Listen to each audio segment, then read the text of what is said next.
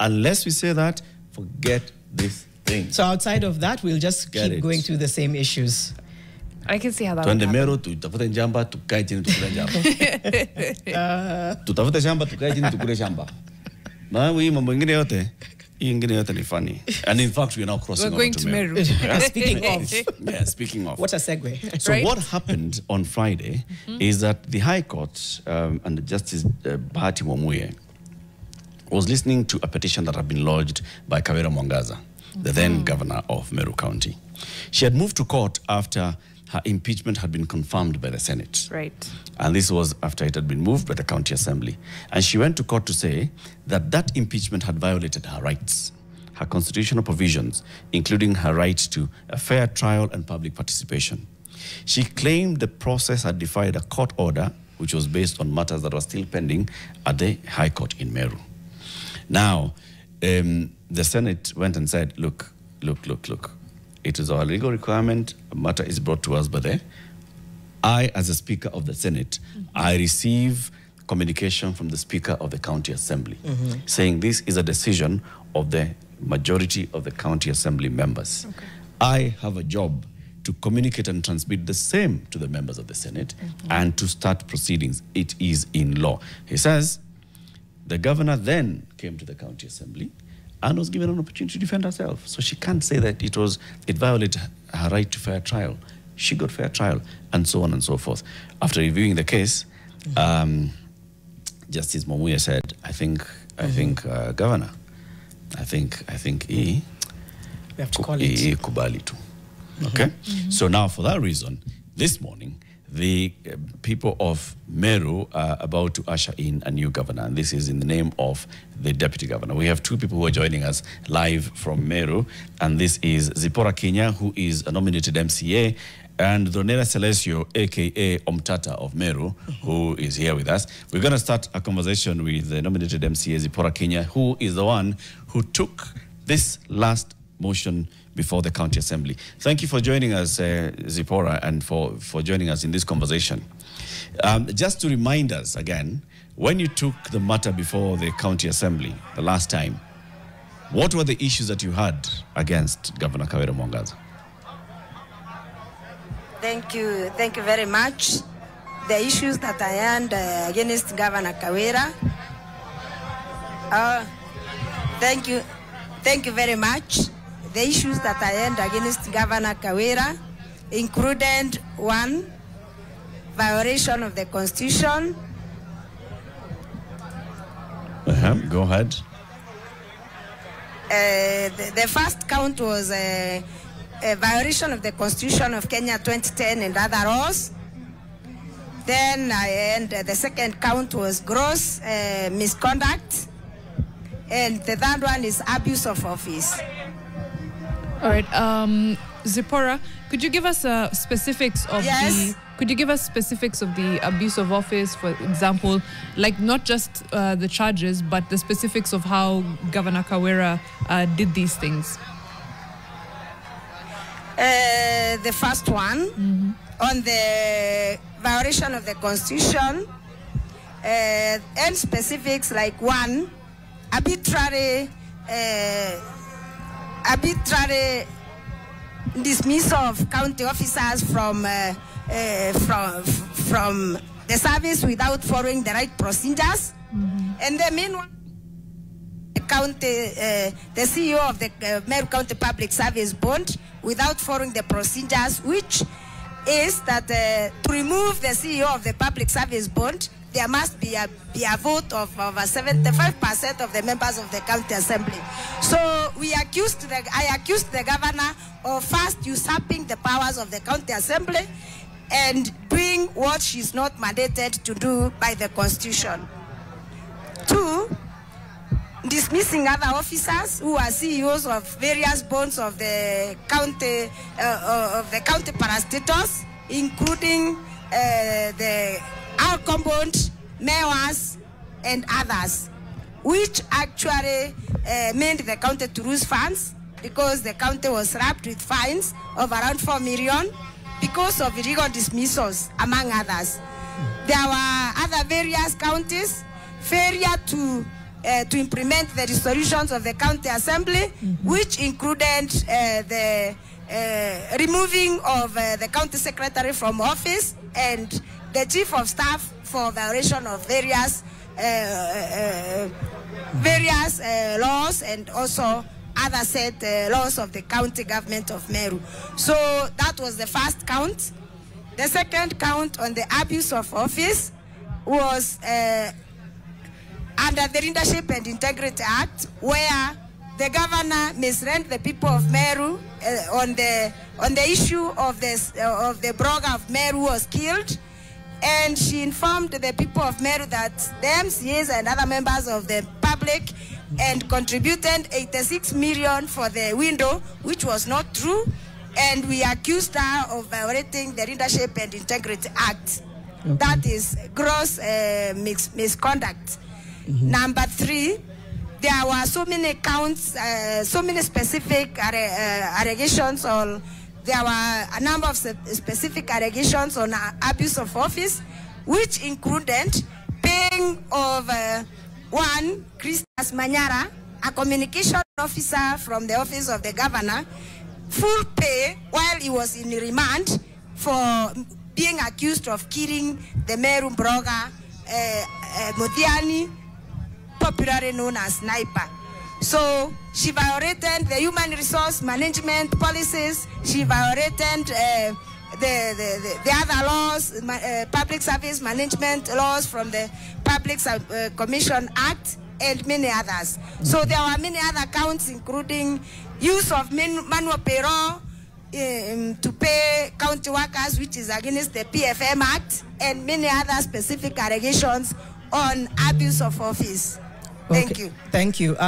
Zipporah, we'll come back to you soon because I think it will be important to understand what happens next.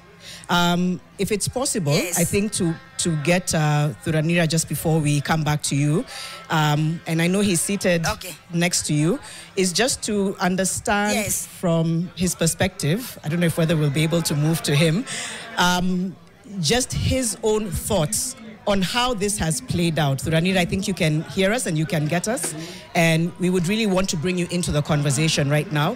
We've already heard from the nominated MCA of Meru.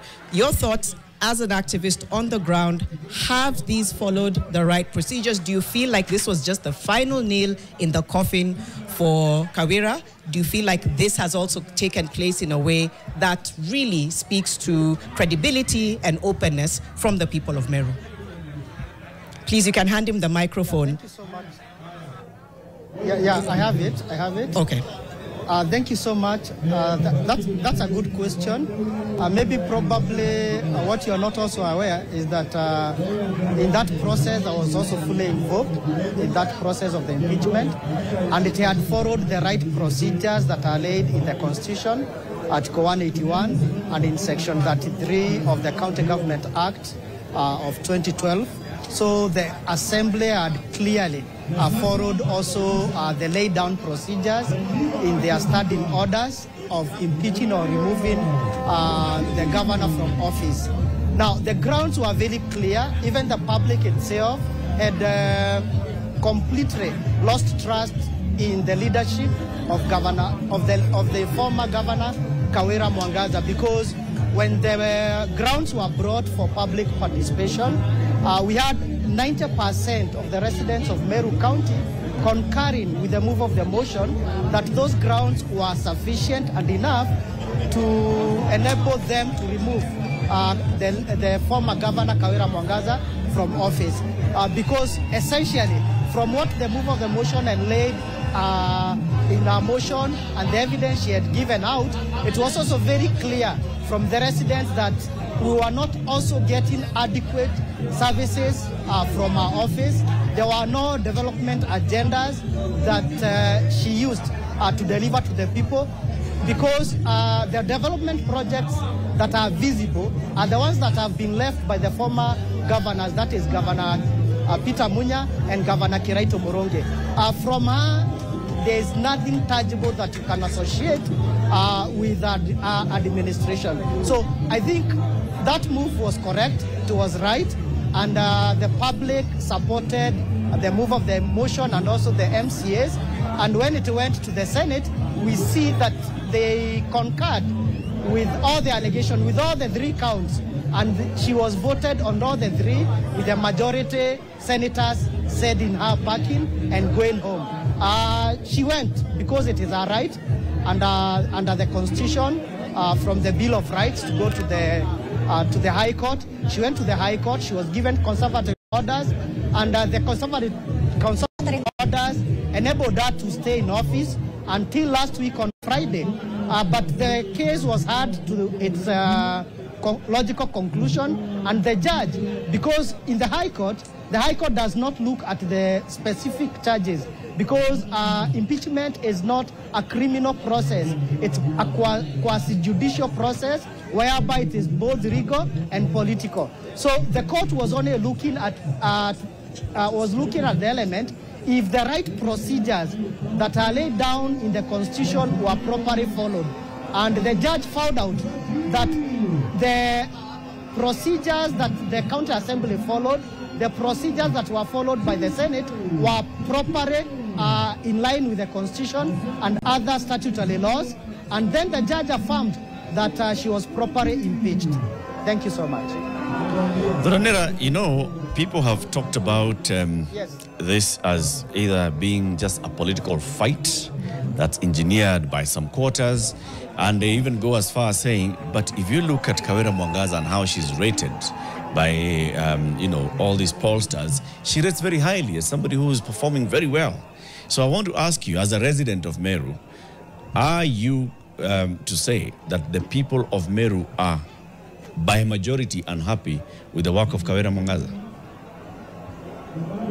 I can tell you, if you look at the opinion polls and what we know from the world of the civil societies, most of the opinion polls are their bots. They are funded by these politicians.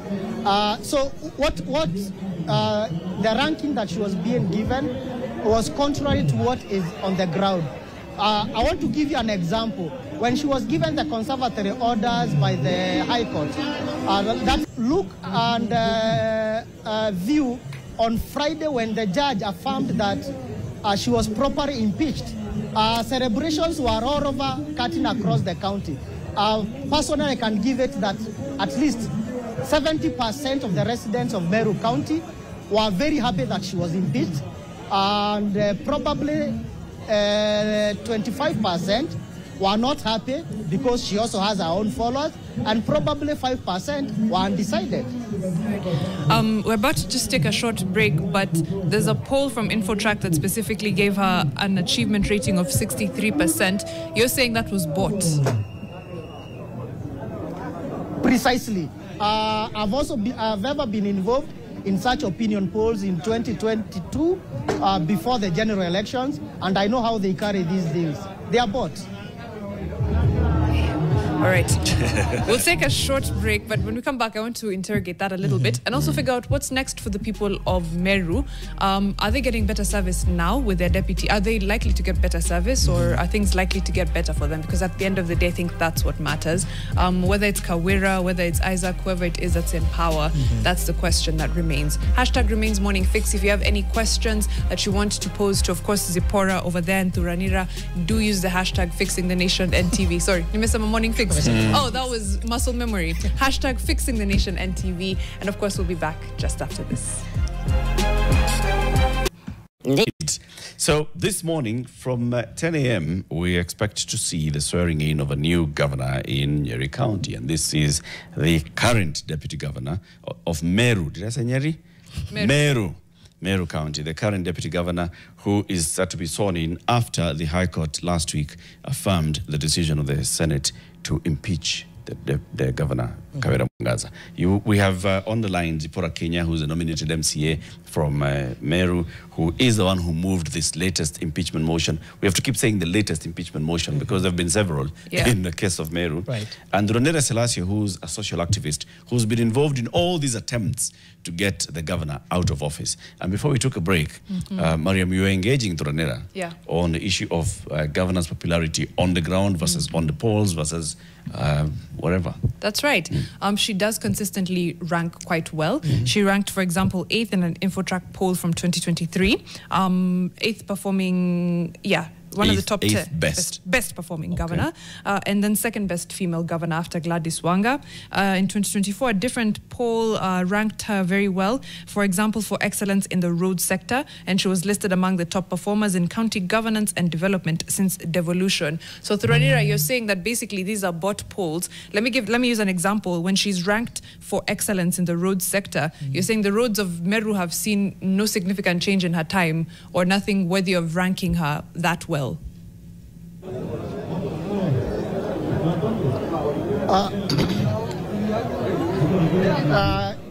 When she was ranked on the matter of the roads, I can tell you for a fact that during that financial year, that was 2023-2024, she had a disagreement with the county assembly because she changed the allocation of funds in the road department as they were allocated by the MCAs and approved, and then she brought in the MTF. And you know that MTF works in hours. It does not completely probably grade or gravel the road to the completion. So their work is tabulated in terms of hours. So there are a lot of roads across the 45 wards that were left unattended. So I really wonder how she got that ranking, and the roads were in pathetic state at that point in time. I don't know what factors they looked at to rank her the best. Fair enough, and you can hear the background there is because Thuranira and MCA Zipporah are right there at the venue where the swearing in is about to take place. So I think when you hear all the ululations, is probably just a leader walking in or somebody that the crowd is cheering as they walk in. Coming back to you, Madam MCA, and looking at the county assembly, this county assembly and the county executive have been at loggerheads, basically, from the moment you were sworn in 2022. Has the county assembly been able to perform, or has the county assembly been affected by the governor? Thank you once again. Before I talk about the relationship between the county assembly and the county government, let me also give some retro input on the issue of ranking in the roads. I would want to confirm that the former governor, Kawira is a dramatist. She does raunches construction of roads with so many tractors, so many whatever, and takes pictures. Actually, what Meru, the development that Meru has got for those years, and the ranking is just pictures that are televised daily in Abaita TV. So when those televisions or when those pictures are posted everywhere, then anybody assumes that work has been done. But I would want to confirm as the person or the team charged with oversight, we have been able to do a program known as Bunge Mashinani, and we have visited the roads, we have visited the hospitals, we have visited the ECD classes that she says she has built. She has not built even one. So all those developments are on paper, and I think the people who have been doing it, once they get the pictures and the water, the tractors on the ground and the like, they just read from what they are given. But I want to say the people of Meru have not got any development from the governor for the last 2.5 years. Then on the relationship between the county government, the county executive and the county assembly, I would want to note that the county assembly has been able to carry out its mandate from the first financial year to date, because every financial year we've been able to appropriate the budgets. We have been able to pass all the legislative frameworks that are supposed to enable the county government carry out the implementation of projects, and it is because of a rogue governor that all these projects have not been implemented, and that has been our issue. And we have had a governor who would go to court, take an act of the county assembly to court, and drag it in court for 2 years so that it is not implemented. So actually, apart from the three charges that I charged Governor Kawira with, she's also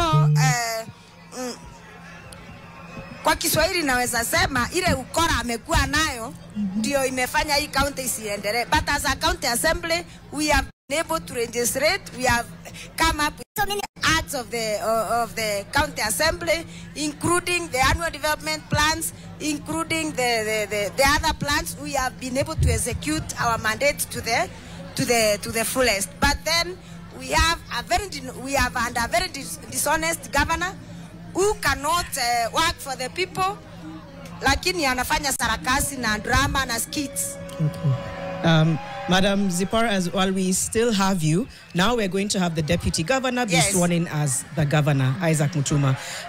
How confident are you in the fact that they shared an office, technically, his leadership, his governance style? What are your thoughts on the difference that he's going to bring to Meru County? The few days I've interacted with Isaac Mutuma and Kinya, I would confidently tell the people of Meru and the people of Kenya that the governor, the deputy governor, who is about to be sworn in a few minutes, is a team player. He is a person who can work with all stakeholders, who can consult with all stakeholders, who is ready to work for the people of Meru.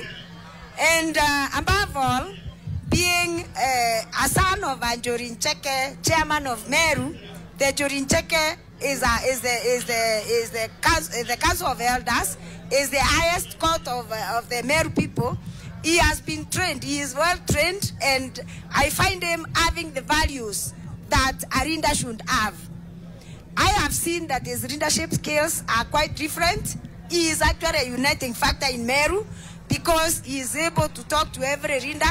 He is able to talk to the people.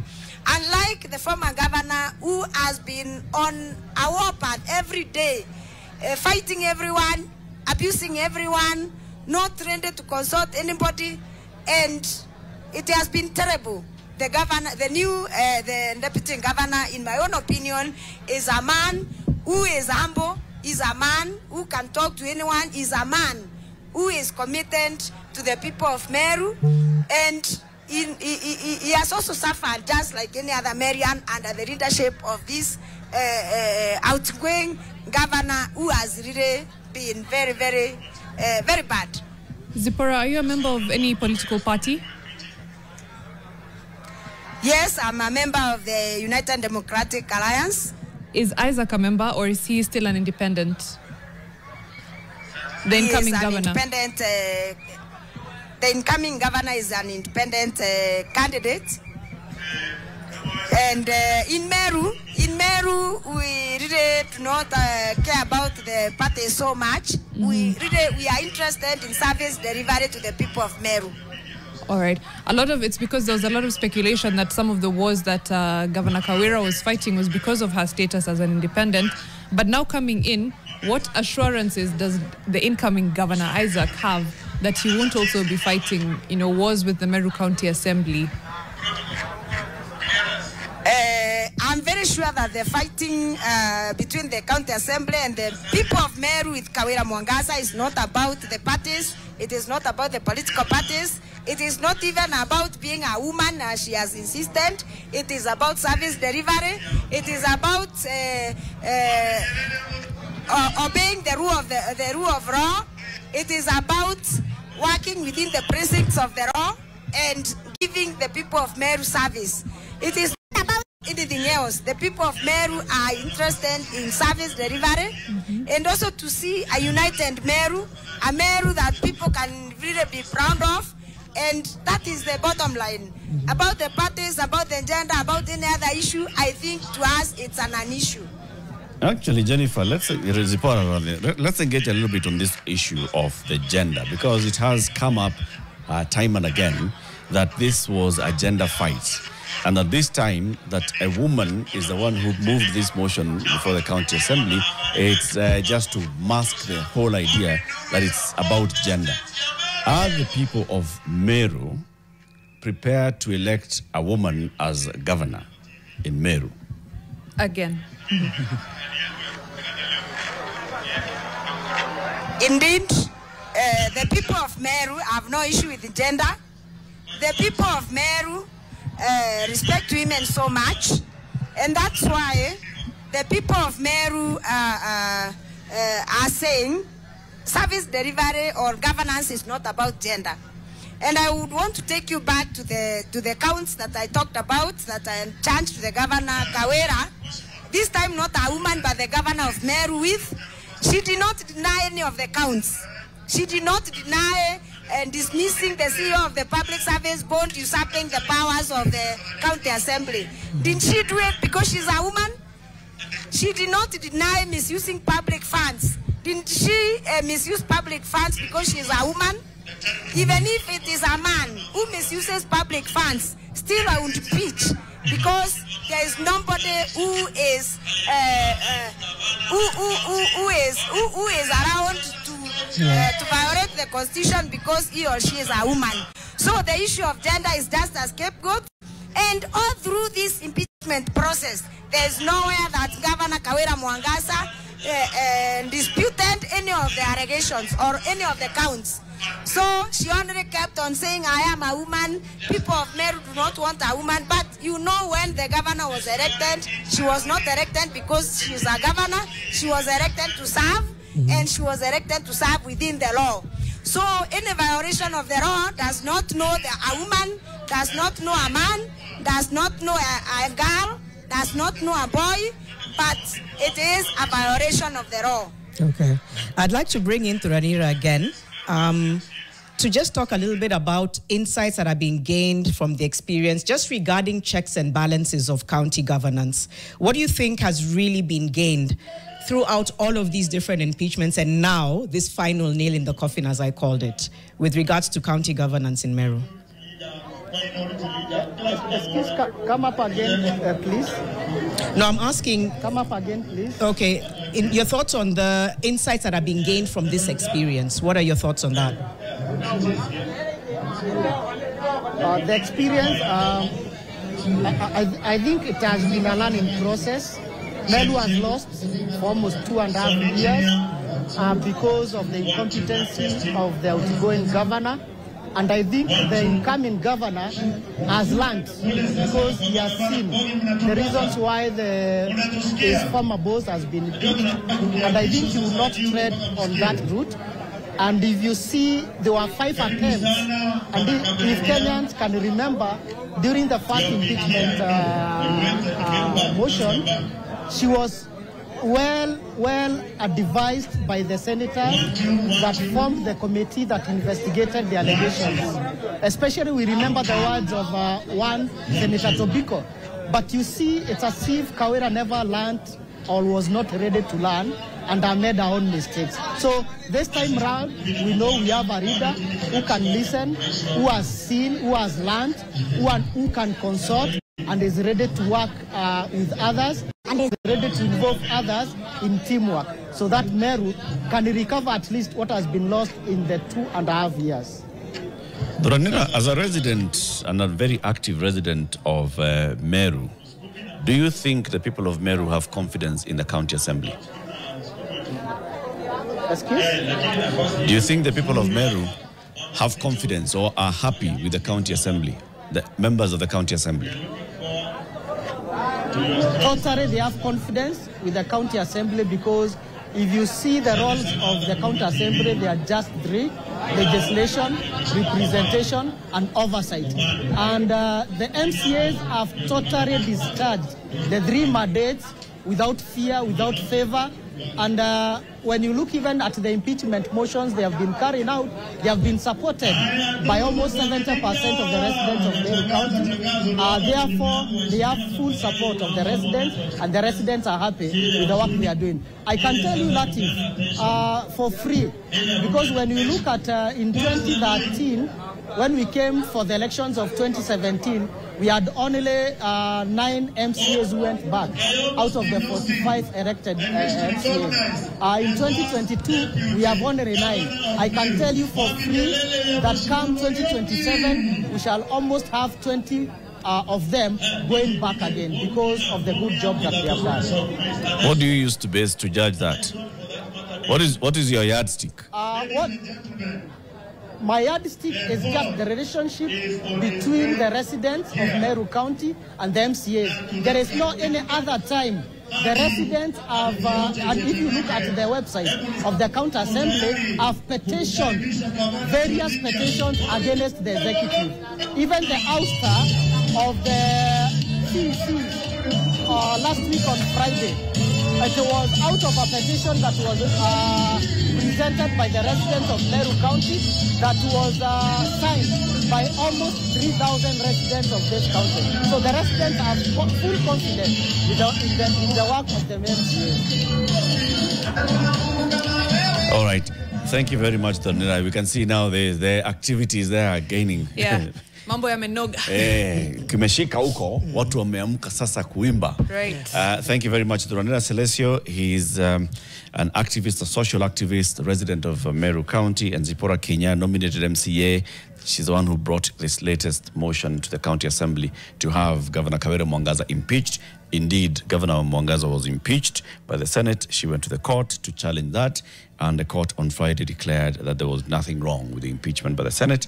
So now, the Reverend Isaac Mutuma is about to be sworn in as the new governor of Meru County, unless anything happens between now and the moment he picks the Bible and says, I, Isaac Mutuma, unless anything happens between now and then. However, there, of course, NTV will be covering this swearing in live, and Dan Mwangi will be coming up with that. He'll be following up this conversation and going on into what's happening in Meru and having an analysis as well with some guests both here and our reporter and other people in Meru, and seeking to understand what happens from this point on going forward. Right. Are we going to see a difference? Curious to know how it's going to really influence the political landscape.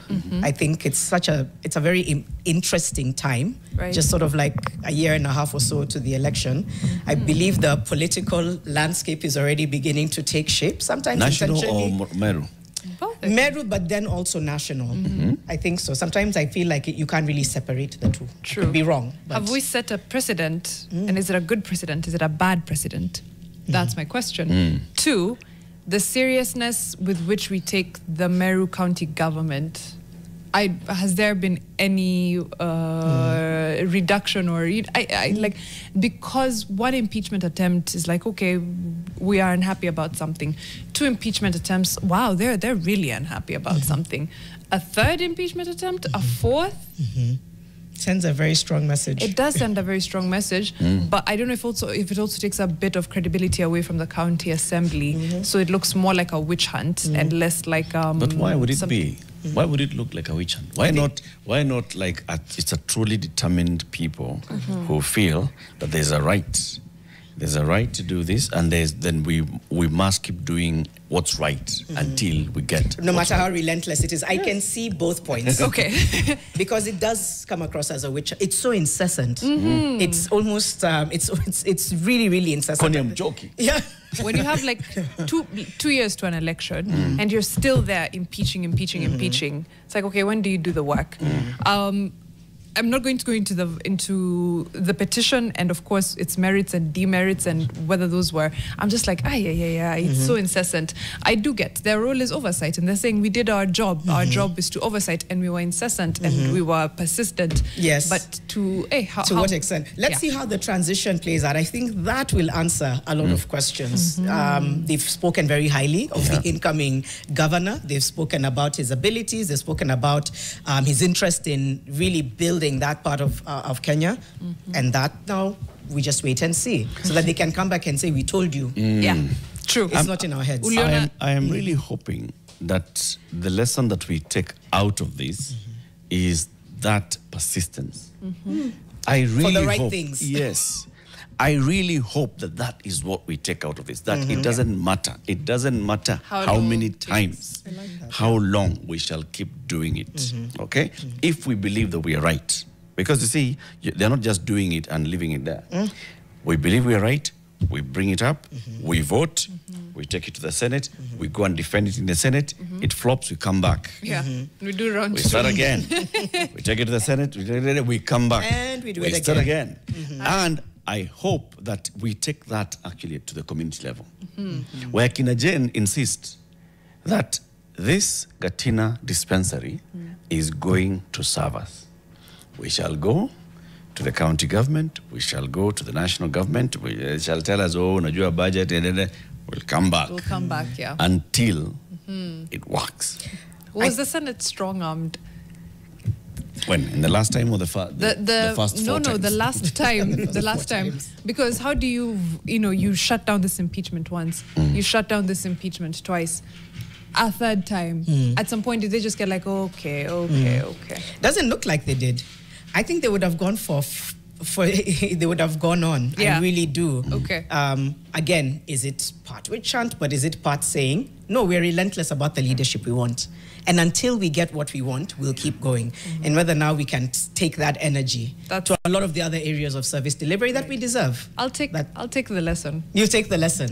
Persistence, incessant, if that's a word, and just continue. You push, try and try again. Be relentless. First you don't succeed. Yeah.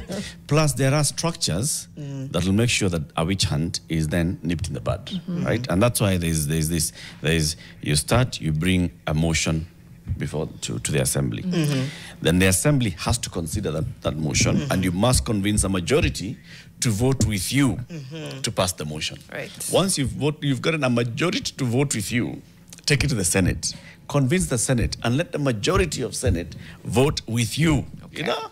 So there are all these structures that have been put in place to make sure that you don't just wake up and say, But also, we have seen that happen. It doesn't stop people from manipulating the system. Yes. The system. Yes. And I think sometimes it's so hard to draw that difference. We've seen 2 major impeachments in the last, year, maybe I would like to say. And there's still questions around the bigger one that we had. There's still questions.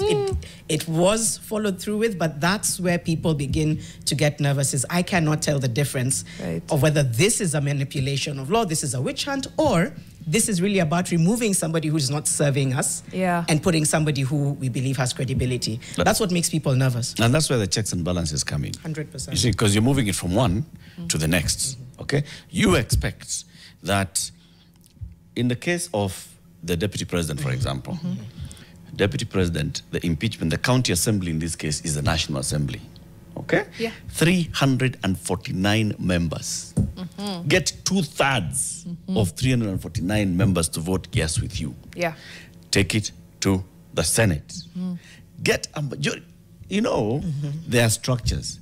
Now, if you have monkeys in the National Assembly, and then you have monkeys in the Senate, and for some reason they look at banana and they take banana and they forget the job. Yeah. Okay. So we make sure that we do not put monkeys in the National Assembly. Another structure. Boom. You see, kuna mambo mengi. It's all related. It is all related. Yes. Yeah. Whew, It's 10 a.m. When you're having Time a great really flies. conversation. Right. And we know what's coming next. What's coming next. What's coming next is not your world, it is your Meru. And what's going to happen in Meru. Because between now and 2 p.m., Isaac Mutuma is going to be sworn in as the new governor of Meru County, barring anything happening in the meantime. And Dan Mwangi will be covering that. And Dan is ready. Dan, are you ready? I'm ready. Wacha nijifix hapa now that it's all about that. We're saying that you're ready. Okay. So Dan is ready, and he'll be ready to give us, role and coverage of this from here, talking to people in the studio, talking to those in Meru, and what else, Dan? Well, we have Margaret Kimathi, who's in Meru on the ground, just to give us a sense of exactly what's happening. We're also monitoring the courts in Meru because there has been a petition that has been filed there seeking a certificate of urgency, where we have a businessman who's taken to court the chairman of the the committee that's in charge of the transition, as well as the committee itself. So we're looking to see whether any fruit will be born of that. And aside from that, we'll be just looking to see what the people of Meru feel and think. We've heard what Thuranira, as well as the MCA, that's Kinya, Zipporah Kinya, was saying. They've got a lot of confidence. We know where their allegiance lies right now, but we just wait to see for ourselves what the Wananchi in the county of Meru, or Americans, as they say, have to say and what their feeling is about this. So we are definitely going to be giving you that coverage live and direct. Mm-hmm. Absolutely. I like how, and just as Dan takes us to that next phase, Nathan Bach is saying, praying for peace and justice to prevail in the elections. We forget that sometimes it can get very complicated. So hopefully, Dan, we do see something that's smooth sailing, something that's fair, and something that really ushers Meru, I think, into a future that they hope for. You talked about, we want to see whether this thing is being oversold, whether they're overselling the incoming, but more than anything, we just hope it's going to be a smooth sailing process. Right? Yeah. We call it a day now. Go on a short break, and then we'll be back with Dan and our Americans. Please continue letting us know, by the way, what you think of all that's transpiring in your county with your county government. Are you happy with with Isaac getting into power, Isaac Mutuma? Were you happy with Kawira Mongaza? And much, much more. And as fixers continue interacting with us, hashtag is Fixing the Nation and TV. Tupatane kesho asubuhi bright and early. We'll be very ready for Tuesday.